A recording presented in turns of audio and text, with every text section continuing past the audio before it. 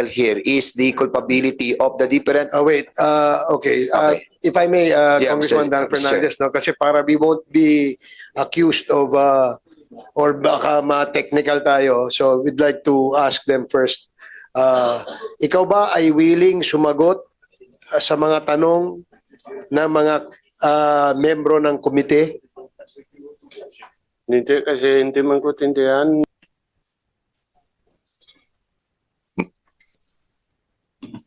Mr. Liu, matagal na po kayo sa Pilipinas. Ilang taon na po? 20. Ha? 20 years. 20 years na.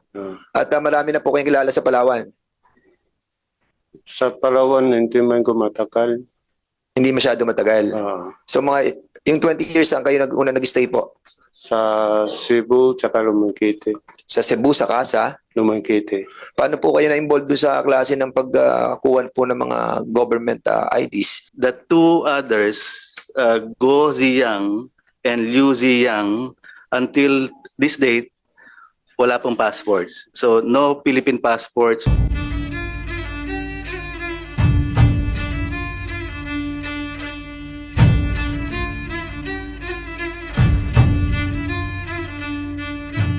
Can we proceed to the next issue that Yes. we're supposed to tackle? The issue of those 4 Chinese nationals who was caught in Palawan.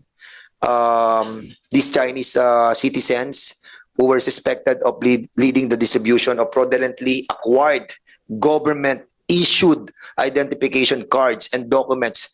They were apprehended in Palawan by the Bureau of Immigration. So these are the following individuals, Mr. Chair. Wang Tao. Who is Wang Tao? Can you stand up? Li Xiao Ming.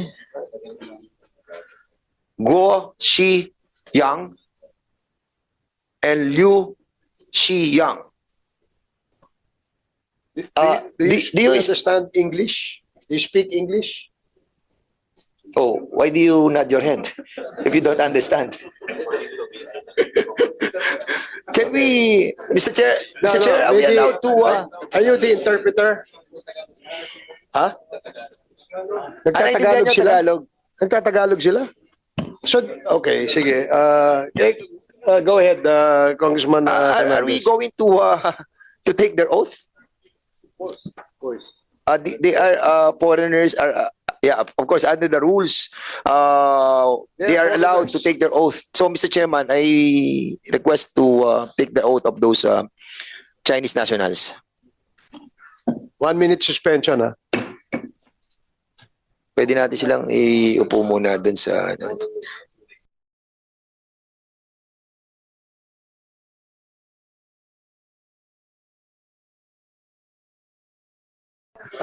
BID.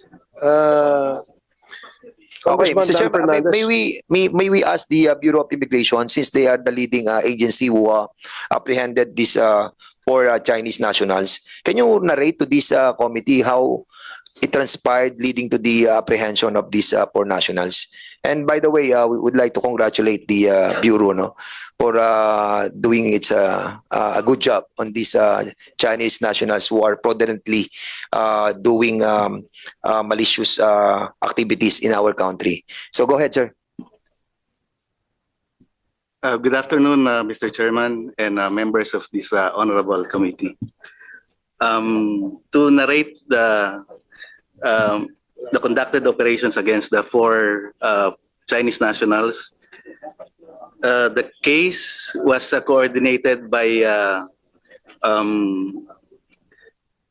counterparts from the AFP and NICA regarding the illegal activities of the 4 subjects in Sir, Palawan. can you kindly speak louder with the mic much nearer to your mouth? Thank you, Mr. Chair. Mr. Chair, yung 4 na subjects po na arrested last March 19 stemmed from the information relayed by counterparts regarding the illegal activities of the 4 and possible more foreign nationals in Palawan. Based on the information, they are facilitating the issuance of Philippine IDs whether it be fraudulently acquired or fake IDs. So the Bureau of Immigration, based on the intelligence information received from the counterparts, recommended to the commissioner, the Bureau of Immigration Commissioner, the issuance of a mission order. So the BI operatives conducted the operation last March 19 and implemented the mission orders against the foreign nationals and was able to arrest 4 on the same site.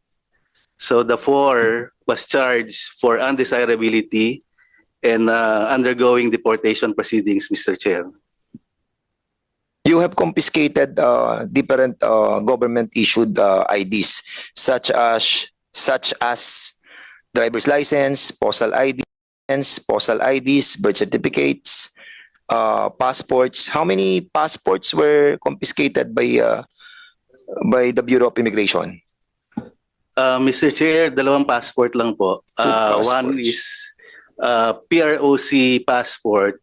Two PROC passports issued to Wang Tao and Li Xiaoming.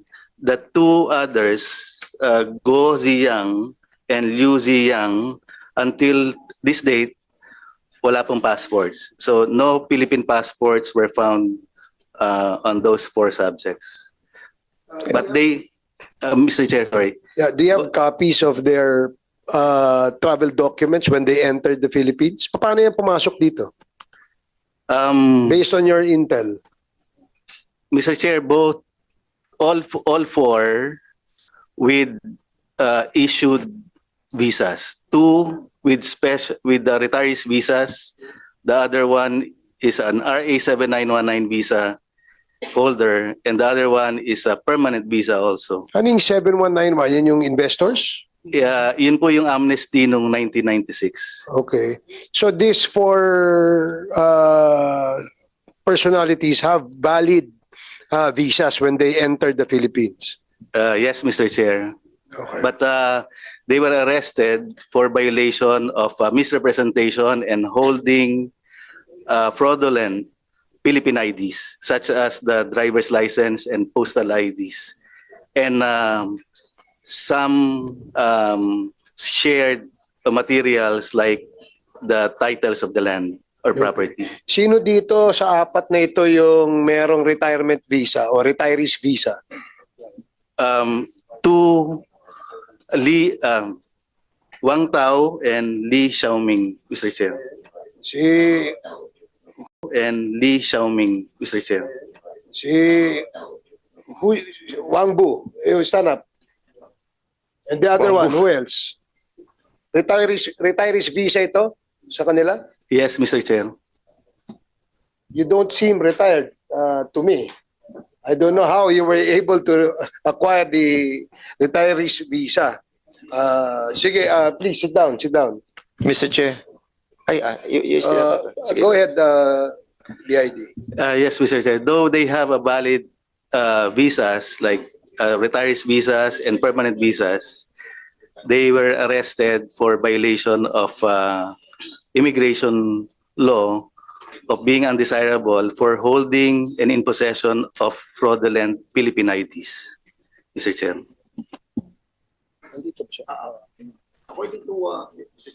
According to Commissioner Norman, what's the name? Tansyongko? Tansinko. They were involved in buying of properties and interference in politics. Nag-interview sila sa politika. Only, Mr. Chair, sa purchasing of the properties. That's yun lang po. But they were interfering with the buying of properties involving those politicians where the property is being bought. That's what you're trying to say. Kaya nag-interfere sila sa politika kasi namibili sila ng lupa. Kaya nakikipag-negotiate sila sa mga politiko. Mr. Chair, sorry, I don't have a knowledge on that But particular subject. it was in the report of the Inquirer. Ayan, no? This foreign national use Philippine documents to avoid inspection buy property, or even interfere in politics, Tan Cinco was quoted as saying in BI's report. So tanungin natin si Mr. Chairman, the leader of the gang is Mr. Liu. Sino ba si Mr. Liu? Sino si Mr. Liu? Ayan. Nagsasalita kayo ng Tagalog? Hindi? Hindi daw, hindi. Eh, bakit? Hindi. Bakit mo ako naiintindihan? Mr. Liu, well, siguro, can we, Mr. Chair, are there secure to be seated there while we are asking them questions, or you are the leader of the group? Ikaw yung pinaka-head ng grupo. Boss, you are the boss. You. Who is the boss? Walang boss diyan. So, sino yung mga kausap mo yung politiko sa Palawan?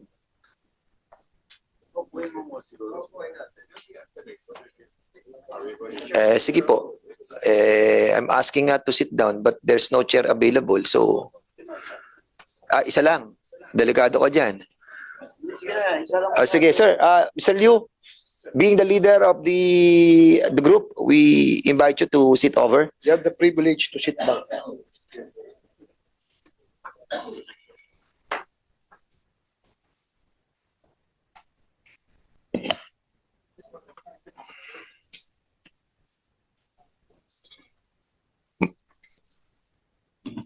Mr. Liu, matagal na po kayo sa Pilipinas. Ilang taon na po? 20. Ha? 20 years. 20 years na. At marami na po kayong kilala sa Palawan. Sa Palawan, hindi man ko matagal. Hindi masyado matagal. So yung 20 years, saan kayo una nag-stay po? Sa Cebu, tsaka Lumangkite. Sa Cebu, sa Casa? Lumangkite. Paano po kayo na-involved doon sa klase ng pagkuhan po ng mga government IDs? Wala man kong idea. Wala man ko ID. Wala ko kayong binibentang mga IDs. Wala. Kumbaga, pinanibigay nyo na lang, libre na lang ho, gano'n. Wala man ko ID. No? So wala ko kayong contact sa government. Wala man. So wala kayong kinakausap na mga government agencies doon po sa Palawan. Wala man. Wala. Pero may nahuli sa inyo mga dokumento. Pero may nakuha po sa inyo mga dokumento at mga ID governments. Wala. Okay, before, if I may, do you have a lawyer with you? May kasama ba kayong abogado? Wala. Wala. Wala. So, willing ka bang sumagot sa tanong ng mga miyembro ng committee ito? Wala.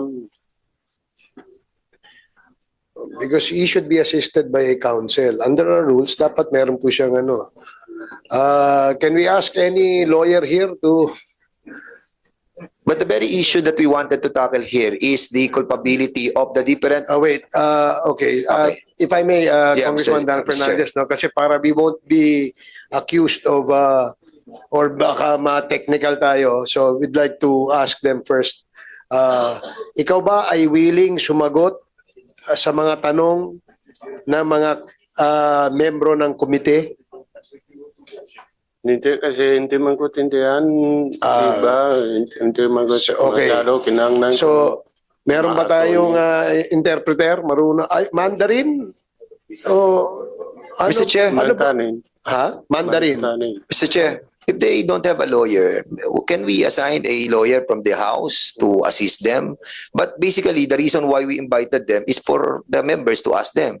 If we're not going to ask them and they will not be allowed to answer, maybe we should have not invited them over. And I think yung mga tanong lang po natin, Mr. Chairman, are basically in relation to the culpability of the government agency who connive with these people. Ako, ang focus ko po, Mr. Chairman, sino ba yung mga government agencies that issued documents dito sa mga taong to? But yung kaso po nila, wala po akong pakialam. Pero yung mga government agencies na nakipag-connive dito, yun po ang ipopokus ko, Mr. Chair. And their answer might help us in trying to find out the truth that indeed, sa investigation natin, there are certain government agencies who are earning money Sigurado pera to. Driver's license, may kita sila. Sa PSA birth certificate, may kita sila. Sa lahat ng mga ini-issue ng mga to, sigurado tayo na kumikita yung ating government agency. Bago ipagpatuloy ni Congressman Dan Fernandez, Mandarin, no? Mandarin. You understand Mandarin. Of course, you speak Mandarin. Tama? Si Attorney Suwa, marunong ka ba mag-Mandarin? No, Your Honor. Okay. Sino bang marunong Kasi we cannot continue asking him questions because baka ma-technical tayo and we don't want that to happen. So, unless may interpreter at willing naman silang sumagot. Kaya nga ang tanong natin kanina, ikaw ba ay willing sumagot sa mga tanong? Kasi kung kailangan mo ng abogado, pwede mag-provide ang komite ng abogado para sa iyo. Gusto mo ng abogado? Mr. Chair, nakakaintindi po siya ng Tagalog. If I may, Mr. Chair, baka hindi po niya naintindihan yung term na willing ka ba? Sige. Paano ba Tagalog? Since Mr. Chair, hindi naman po masyadong critical yung mga tanong natin. I think we are doing this in different committees when we invite those who are under our government custody. Natatanong po natin sila a little bit of some factual evidences that we wanted to ferret out. So,